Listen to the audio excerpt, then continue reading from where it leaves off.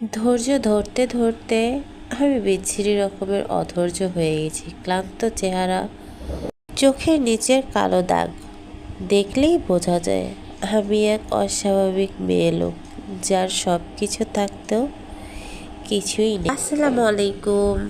হতে পারে এটা কোনো গল্প বা কোনো কবিতা, তবে বিশ্বাস করো পুরোই আমার জীবনের সাথে মিলে গেছে। আমার সব কিছু আছে, অথচ দেখো আমি এখন একা। অনেক তো হলো কষ্টের কথা।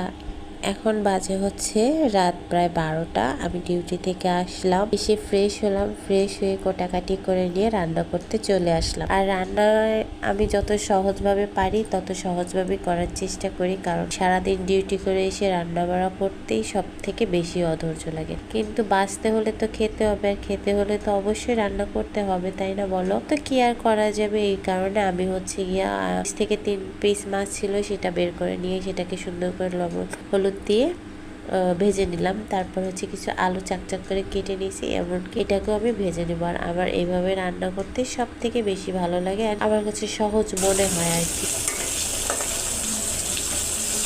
তো আমার আলুটা এক সাইড ভাজা হয়ে গেছে, আর এক সাইড আমি উল্টে দিব। আর এদিকে হচ্ছে আলু ভাজার সাথে সাথে আরেক চুলায় আমি কিন্তু ভাতও দিয়ে দিয়েছি। ভাতটাও প্রায় অনেকটা হয়ে আসছে।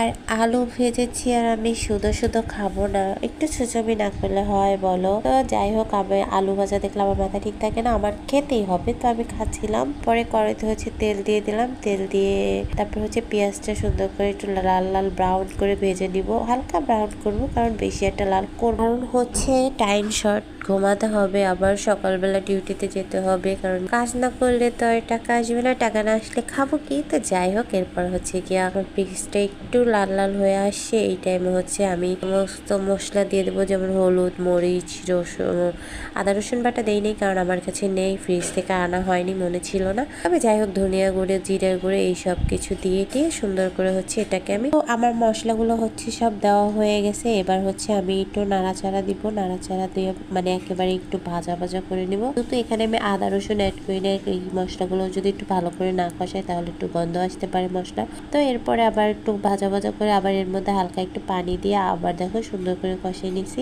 আর কালারটা দেখো, কালারটা কিন্তু অসাধারণ আসছে। আর এই যখন একটু ভাজা ভাজা হয়ে গেছে, এই টাইমে আমি আমার আলু ভাজা, মাছ ভাজা দিয়ে দিলাম, দিয়ে আবার হচ্ছে সুন্দর করে একটু নেড়ে চেড়ে নিব। তো একটু নাড়া হয়ে গেলে, মানে যখন একটু লেগে লেগে আসবে, ওই টাইমে দিয়ে দেবো বেশ খানিকটা পানি। আর আমি বেশ খানিক পানি দিছি, কারণ এইটাই আমার হচ্ছে তরকারি ঝোল থাকবে। আর এদিকে